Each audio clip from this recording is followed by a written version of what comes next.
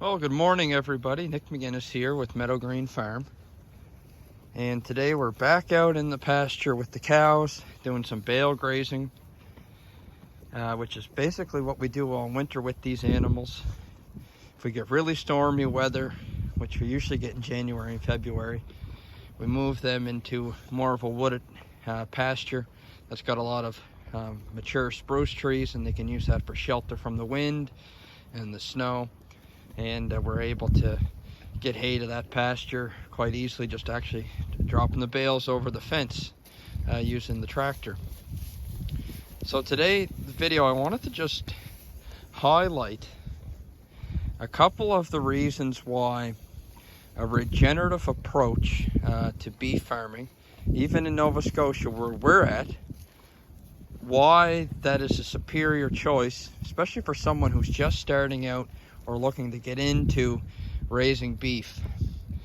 And the first one is, you don't need a lot of overhead. So when you're raising these animals on pasture, like we're doing year round, you don't need winter housing for those animals. And if you look at the cost of building anything today, even a small barn that could accommodate a herd of 10 cow-calf pairs, you're going to be into $50,000, probably over $120,000 for construction when it's all said and done.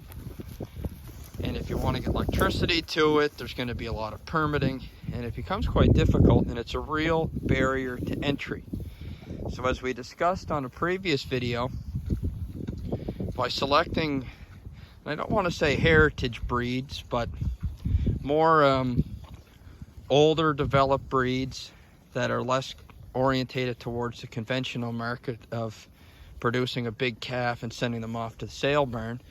We're producing cows that the males we're retaining mostly as steers, and those are going to go into our direct sales model where we sell beef sometimes by the side and the quarter, but usually in $150 or $200 boxes.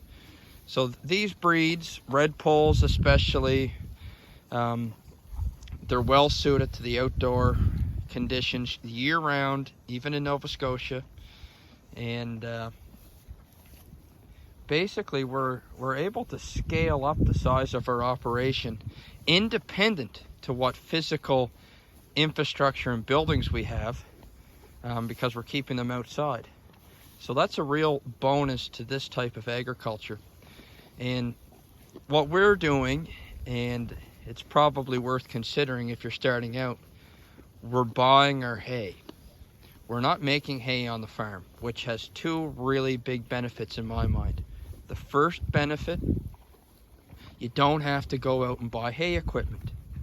If you want to get into hay production, I think Greg Judy says it best. If you want to be into the hay business, go into the hay business. If you want to be into beef production, stick to the beef and buy your hay. So we don't have to worry about putting our overhead into depreciating machines like hay bales and the rakes and the mowers and all of that stuff. You can focus your investment on the animals that grow on grass. And the flip side of this is, if you're not making hay off your own land, you're not taking pasture land out of production as it's staying into pasture, and you're not making hay off it. Because once you start taking hay off any piece of ground, it's no different than growing a row crop in many sense, because you're taking those nutrients off the field, out of the soil, and taking them somewhere else. And so if you're feeding them in a barn, you end up with all of that waste hay ending up in something you have to push aside, build piles, and over a year or two develop compost. What do you do with the compost? Well, now you need a manure spreader to spread it on your fields. So by doing it this way, we're just skipping all of that. There's a lot less management required. We're letting the cows spread the fertility over the ground. So you're not buying machines, you're not tying up capital in the depreciating liability, which is what equipment is. You don't have to worry about knowing how to fix a hay baler. You can leave that to somebody else who knows what they're doing. Your land is staying in production where there's a fertility cycle happening. You're not exporting nutrients. You're keeping the nutrients on the ground, and you're recycling them through the cow. And because you're not relying on indoor housing all winter, you can scale up your operation without having to worry about building a new barn. And the other nice thing about this type of a setup, especially if you're looking to get into this type of farming or you want to get into regenerative farming, you don't need to own the land. A lot of the land that we graze is leased. And there's all sorts of land, especially in Nova Scotia, that if you were to look at aerial imaging of the province in 1965, you'd notice that a lot of what you see today as woods was pasture. All of that land is an opportunity for you to move in, lease it, make an agreement with the landowner. You know, some of our leaseholders, we pay them in meat from the farm, which works out well for us. They appreciate it. They know that they're going to have a freezer full of pork or beef or lamb every winter. And you build a good relationship that way. So you can do this without owning the land. You can lease the land. If you own the cattle and they're on someone else's property, and say that lease does fall through, there's always going to be opportunities to find other land. And you can move the cattle. And a lot of your fencing material, the wire, the posts, the insulators, if it came down to it, you could remove all of them too and take them with you.